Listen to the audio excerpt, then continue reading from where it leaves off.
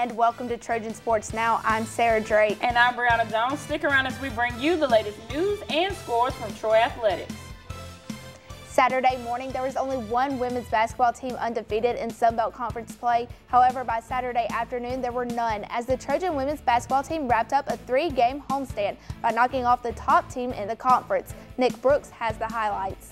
The Trojan women's basketball team put their 5-game win streak on the line against the top-ranked team in the conference in Little Rock, Arkansas Saturday. Head coach Shanna Rigby talks about the team's confidence needed for the game. You need it when you have this many young players you're depending on. They can't flinch, they can't be afraid. So the last time we were here after we beat Arkansas State, I saw Michaela and them. They were all saying, we got this next game, and I wondered the same thing. Is it too much? Is it too much confidence? Guard Harriet Winchester talks about how she prepped for going up against the nation's third-best defense. I really don't prepare for it. It's just I'm in a groove. It's going in. The Trojan women's basketball team has heated up late, defeating their last 6 opponents, with the latest being Little Rock, Arkansas, who was previously 12-0 in Sunbelt Conference play. Guards Harriet Winchester, Kayla Robinson, and forward Skyland Holmes talk about the big 76-70 overtime win. I think I said the last time that it was going to be easy, so it feels good. It feels good, really good. Yes, sir. We just beat the #1 team. We could beat everybody else in the rest of the season. And that's what we're going to do. We just knocked off the #1 team, so, I mean, that just feels good to beat a team that's been, 12-0, so it was just a great feeling. Reigning Sunbelt Player of the Week, Kayla Robinson led all scorers with 18 points and credited the win with this mentality. Come out as dogs, and that's what we did tonight. We came out as dogs, and we defeated the #1 team in the conference. Nick Brooks, Trojan Sports Now.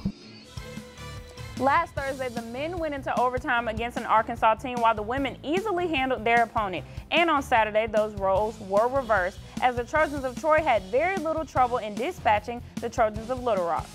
Coming off a huge overtime win last Thursday, the Trojans looked to get another win on their record when they hosted Little Rock Saturday evening. The Trojans did get off to a slow start but quickly regained focus. And head coach Phil Cunningham says it takes a lot after just playing a game on Thursday. I thought there was fatigue on both teams' part this time of the year in league play, particularly when you play on a Thursday, Saturday. That Saturday game is going to be a grind. And I thought again, early on, we showed some fatigue, particularly because we played an overtime game on Thursday. I thought it really showed in West Person. He didn't have his legs weren't really there tonight. But even with Person not having the best game, he had a powerhouse from other teammates in his corner. Freshman Javen Johnson hit a 3-pointer to tie the game at 18 with just 10 minutes and 9 seconds left on the clock in the first half. Right behind Johnson came junior Jordan Vernado with 23 points, which is his second straight double-double. Trying to get back in the standings of the conference poll right now. I think we're in the middle of the pack right now, so we just been working hard every day in practice, just going hard, so practice becomes into the games. But I thought what Jordan Bernardo did there toward the end of the first half, the way he stepped his play up really changed the game. He was the best player on the floor. He was the hardest playing player on the floor, and it really gave us that lead that I think was the difference in the game, having that lead at halftime. Bernado's dominating performance helped the Trojans have a final score of 82-64 over the Little Rock Trojans. The Trojan men's basketball team remains perfect in February after a nail-biting victory against Coastal Carolina Thursday night. Troy rallied from 12 down to come out on top 66-65 over Coastal Carolina thanks to a Kevin Baker free throw with 22 seconds remaining. The Chanticleers were up by 12 with just under 11 minutes remaining, but Troy held Coastal to just 3 points over a 6-minute period to allow the Trojans to work their way back in. Baker scored 14 points, tying his second highest total of the season and was the most in his career coming off the bench. However, the women will have to start working on a new streak on Saturday as their 6-win stretch ended last night in Carolina. The Trojans fell to the Chanticleers 84-71 to pick up their first loss in 7 games. The free throw line was kind to Coastal Carolina as the Chanticleers outshot Troy 39-11 from the charity stripe in Thursday's contest. Coastal Carolina scored 28 points at the free throw line, courtesy of 28 Trojan personal fouls. Skyland Holmes posted her 4th double-double of the season with 15 points and 12 rebounds, as well as 3 blocks. History has been made not only here at Troy University, but in the Sunbelt Conference's 36-year period, as sophomore Kayla Robinson was named Sunbelt Player of the Week for the 3rd week in a row. Robinson scored 18 points last Saturday against Little Rock, along with 6 rebounds and 5 assists. That performance has Robin sitting 4th in the Sun Belt, averaging 13 points and 3.8 assists per game. Robinson talked about how this success is transitioning her into more of a leader. I'm just teaching them what I went through. I want them to do the things that I did last year, but do it better. I knew the things that I could do now, I could have did my freshman year, but I didn't have that much confidence. But now I have confidence, and I'm building the freshman confidence up as well. Rain put a damper on the Trojan softball team season opening tournament. The late games on Saturday and all of Sunday's games were canceled due to rain. However, the Trojans were able to get 3 games in before the weekend deluge. Troy picked up victories against Tennessee State, Alabama State, and Valparaiso to start the season off undefeated. Saturday's game against SIUE and Sunday's game against Tennessee State were canceled due to rain.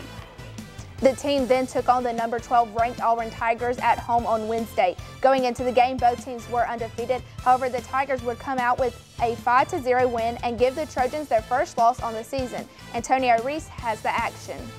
The Troy softball team started off the season hot in the Troy University tournament, outscoring their 3 opponents 23-1.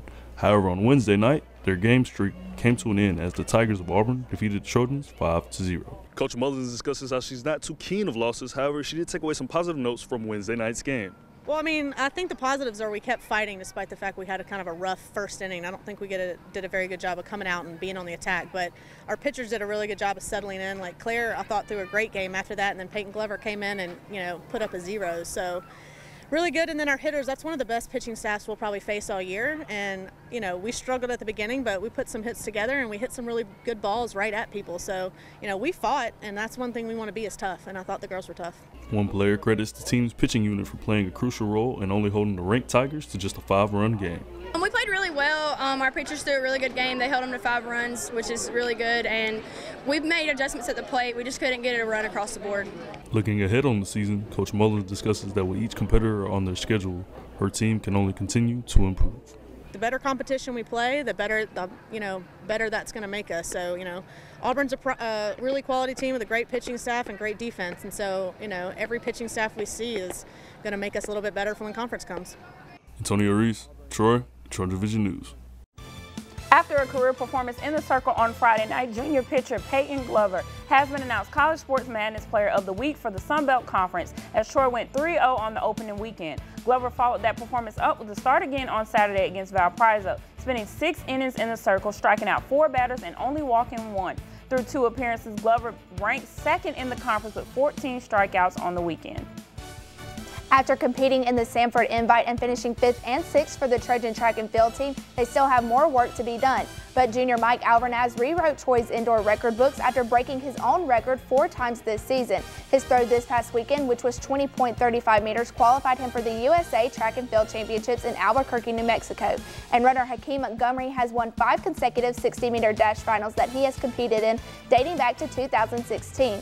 He also had the fastest time in the qualifying rounds of all 3 competitions last season and in the Camel City Invite this season. Montgomery and Alvarez are set to compete in the USA Track and Field Championships this weekend, and head coach Elliott Blount says this is a perfect way for the 2 to end their season.